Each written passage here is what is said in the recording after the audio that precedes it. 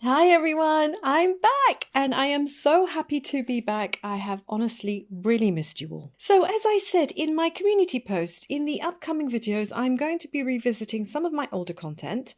I'm going to just update the voiceovers and share a review of what I would do differently. So, over the past decade, I've gained quite a lot of insights into the world of resin and resin art, and I hope that all of this insight will help you with your own projects. This will give me some time to shoot, make, and edit fresh content for you, so I really appreciate you sticking with me and not leaving. So to start with, I am going to be reviewing my very first agate slice style resin coaster tutorial that I did way back in 2019. And in this tutorial, I showed you how to create your own freeform molds using silicone caulk. And way back then, coaster molds for agate slices didn't really exist. Today, there are loads of choices around, but back in 2019, if you wanted a specific mold, you had to make it yourself. And to design these, I used my computer and Illustrator, and I created the shapes, and then I printed them out onto paper using my printer, and then I used this to trace the molds. And on top of this, you'll also need some acetate sheets or overhead projector sheets on top of your template. So here I'm using 100% silicone caulk, and this type of tube is really handy. And I do know that they still sell these today because I bought one the other day.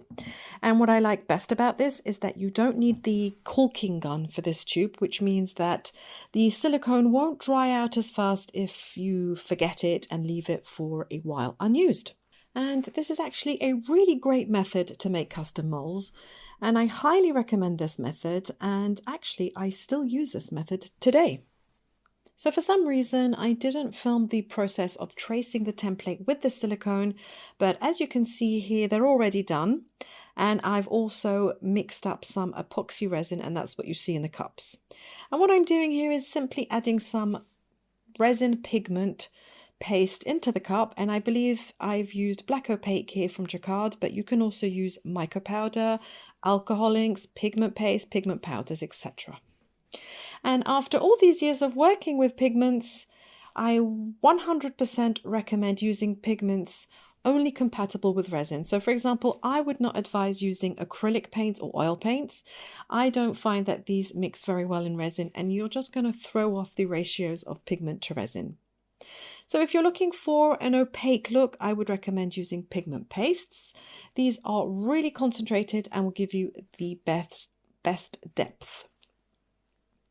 If you want some sparkle, just add some mica powder to the pigment paste, and this will give you some glimmer. If you're looking for a more transparent look, I would suggest just using alcohol inks, using one drop at a time until you get the opacity that you need.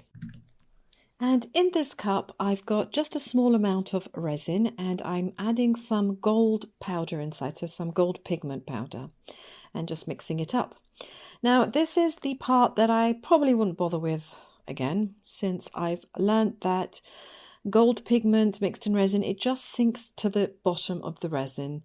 I mean, it's not a bad look, but I was hoping that it would float to the top, and it doesn't. It's actually heavier than you would think, and it just sinks in.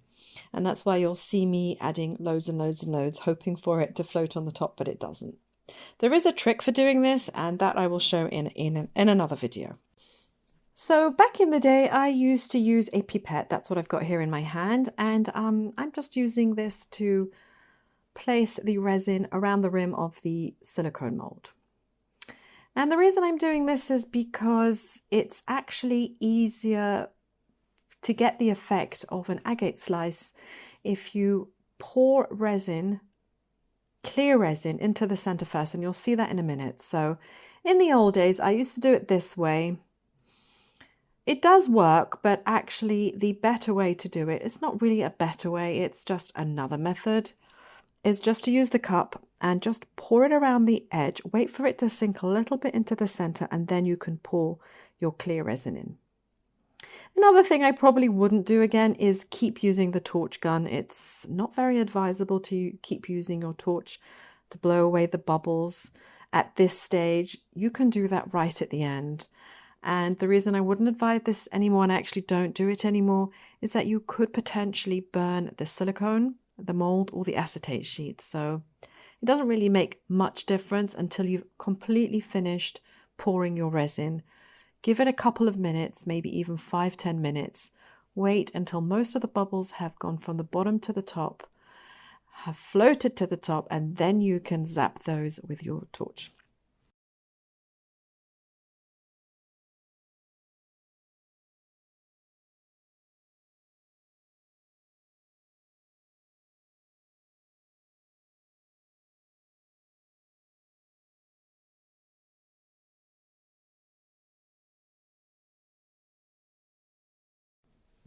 So this is the bit that I'm adding the gold in resin. I'm just putting it in the center, swirling it around.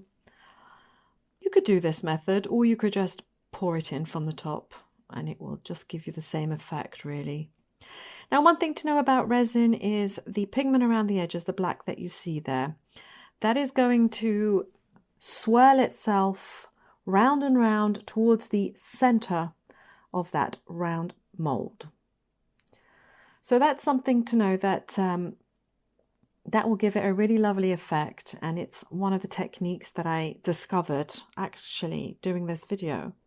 It works really well. And then what I like to do is pour in some clear resin into the center, and you just saw me do that. And I'm waiting a while, but as you can see, I just keep adding and adding and adding that gold, because I'm trying for it to float up. I think I'm looking for a double-sided version of these coasters where I wasn't sure if the pigment would stay at the top or at the bottom. It wasn't until I unmolded that I realized that it sank down, and then I was left with a lovely effect on the underside, which then became the top side. But anyway, spare you a lot of details. I have unmolded them, and this is the underside, and you can see that it's got a slightly, it really does look like an agate slice, and it's so lovely to see in the light. The gold pigment has come down. The effect of putting the clear resin into the center, and that just kind of pushed the black back out, and then as it sank back into the center, it created that kind of mottled effect. It's really lovely. Now I'm using some gold leaf. At the time I used to use this from Geode. It's a gold leaf gilding leaf, I guess you could call it. It was the only one that I could find in France, so I used this. I now create my own, and I will leave the link down to that video in which I use gold pigment paste and another binding gel. And it's kind of a recipe that I invented that I really love, because although this does work, they're quite expensive, this gold in a jar. And I'm always about trying to make it yourself. So that's what I did. And as I said, I'll leave the link for you underneath in the description, and you can learn to make it yourself. But if you don't have any of those pigments, powders, etc., you can just buy one. They vary in shininess. Some are give you like a sort of a gold-plated look. Others will be a little more matte. I personally like it when it's a little brighter. But when I make my own gold leaf gilding, I can choose the color, because the set that I buy in comes in 3 or 4 different shades. And I like to make champagne gold as my favorite type of gold, in which I mix silver and a kind of like a bright gold, and I use that with my special recipe. As I said, I'll leave the link down below and you can tell. But this was the final effect, and these were actually super popular. I made loads in loads of colors, and at every craft fair they were the first to go. Anyway, I hope you've enjoyed this video. I'll be doing the same in a future video with on a different theme. Have a great day, everyone. Have a great week, and I'll see you in the next one. Bye.